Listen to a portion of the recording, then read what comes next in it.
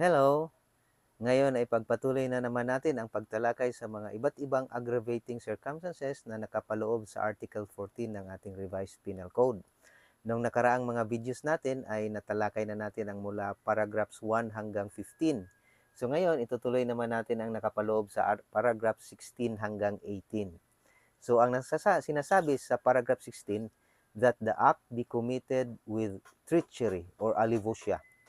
Ang ibig sabihin ng treachery, base sa paragraph na ito, there is treachery when the offender commits any of the crimes against the person, employing means, methods, or forms in the execution thereof, which tend directly and especially to ensure its execution, without risk to himself arising from the defense which the offended party might make. So ito yung sa common na pananalita, ito yung patraidor na paraan sa pagsagawa ng krimen. So di ba kadalasan nating maririnig na kapag tinira ng patalikod, kapag inatake ng patalikod yung biktima, iyon ay patraidor na paraan ng pag-atake, kaya magiging aggravating yon. Pero hindi lahat ng paraan ng pag-atake na patalikod ay magiging treachery.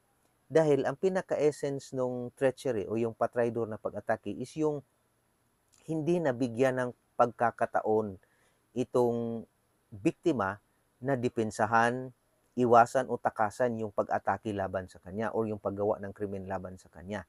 Yun ang ibig sabihin ng treachery. So kahit na inatake patalikod yung biktima, kung halimbawang nakapag-put up siya ng kahit kaunting depensa lang, nakapag-put up siya ng kaunting depensa, hindi na yun magiging treachery. Kasi nga, ang essence ng treachery is yung hindi nabigyan ng pagkakataon sa ginawa yung krimen sa paraan na ma-ensure yung paggawa ng krimen na hindi makapagdepensa, na walang danger doon sa offender yung ginawa niyang krimen dahil nga inatake ng patraidor yung biktima. So, kahit naman inatake ng paharap yung biktima, pero yung sa paraan na pag-atake ay talagang naisagawa ng hindi siya nabigyan ng pagkakataon na depensahan yung kanyang sarili, maaring magiging treachery pa rin yun. Maaring magiging uh, aggravating circumstance pa rin yun. Halimbawa na lang kung yung isang tao, uh, although magkaharap sila ng inatake, pero biglaan yung pagka-atake. Nagkasalubong sila tapos inatake siya ng bigla nang wala siyang pagkakataon na depensahan. Tapos halimbawa, mayroon pa siyang dala, mayroon pa siyang bitbit. So habang may pinapasan yung tao, bigla siyang inatake ng kahit paharap. So sa ganung paraan, maaring patraidor pa rin yun, may treachery pa rin doon dahil yung tao walang kamuang biglang inatake kahit sa paharap siya na atake at wala siyang paraan na magka-depensahan yung kanyang sarili dahil may pinapasan pa siya, halimbawa na ganun. So yun yung mga yun yung pinaka-essence ng paragraph na ito, yung paragraph na treachery, na magiging treachery siya kung yung paraan ng pag-atake or pagsagawa ng krimen ay sa paraan na hindi nabigyan ng pagkakataon yung biktima para lumaban o depensahan yung kanyang sarili o iwasan, takasan yung pang-aatake or pagsagawa ng krimen laban sa kanya. So yan yung treachery. So pag nangyan ang nangyari, present yung circumstance na yan, magiging aggravating circumstance yon. So by the way pala, itong treachery is isa dito sa mga qualifying circumstances sa krimen na murder. Kaya yung krimen na pagpatay, kung halimbawang mayroong aggravating circumstance na treachery, magiging yon, mula homicide, magiging murder yon. So yan yon, treachery. So ang nakalagay naman sa paragraph 17, that the means be employed or circumstances brought about which add ignominy to the natural effects of the act. So ano ba yung ignominy? Yung ignominy, ito yung parang it uh, it adds insult to injury. Yun yung ibig sabihin nun.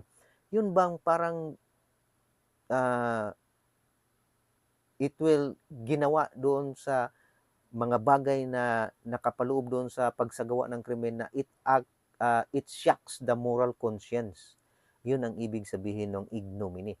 Halimbawa ng ignominy, merong mga merong mga nadesisyonan ng ating Supreme Court ng ignominy. Nung halimbawa, yung ah, tao pinatay, pagkatapos pinatay, tinapon sa basurahan, doon sa tapunan ng basura.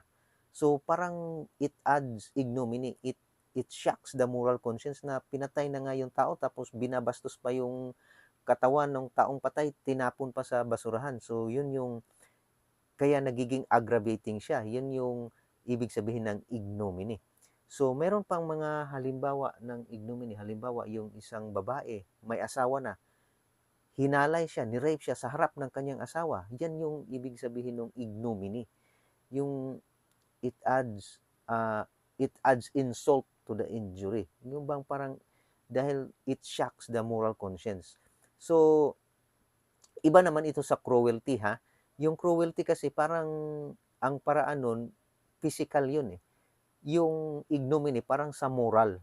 Yung cruelty, yan yung parang pinahirapan yung tao, pinahirapan yung biktima bago isagawa yung krimen, yun. Pero dito sa ignominy, yun yung kadalasan dito, kung halimbawang sa krimen na pagpatay o patay na yung tao pero talagang binabastos pa yung katawan niya, binabastos pa yung ah, kanyang katawan, ganon.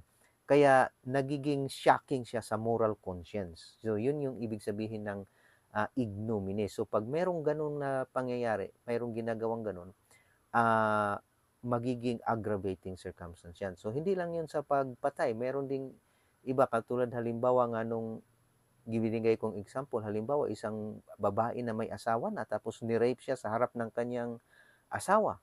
So ayan yung magsasabi nating ignominy. It adds insult to the injury. Kaya magiging aggravating circumstance. At saka, ang nakalagay naman sa paragraph 18, that the crime be committed after an unlawful entry. So, magiging aggravating circumstance siya kung ang isang krimen ay naisagawa matapos pumasok ang isang tao sa unlawful entry. Ano ba yung unlawful entry? Unlawful entry kung pumasok ang isang tao sa lugar na hindi yun yung entrance.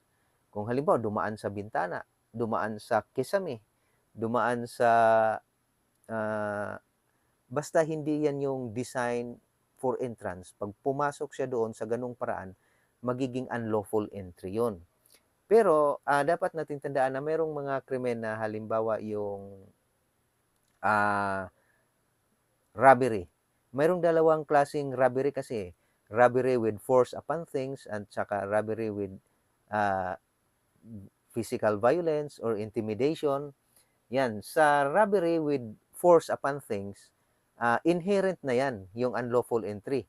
Kaya hindi siya magiging aggravating sa robbery with force upon things. Kasi inherent na yan sa ganong klaseng robbery. Pero sa robbery with force, intimidation, or violence, magiging aggravating siya kung uh, with after unlawful entry. Halimbawa, pinasok yung bahay. Tapos pagbasok ng bahay doon sa paraan na hindi doon sa entrance pumasok.